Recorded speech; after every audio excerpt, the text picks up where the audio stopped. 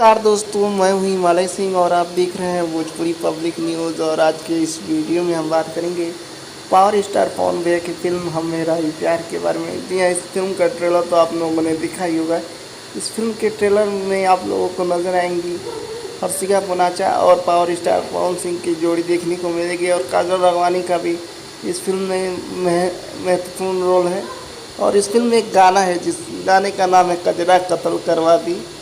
गाने में नजर आएंगे पावर स्टार पवन सिंह और शहर अफसा और संजीव महानंत जैसे बड़े कलाकार नजर आएंगे। और पहली बार शहर अफसा और पावर स्टार पवन सिंह एक आइटम सॉन्ग करते हुए नजर आएंगे।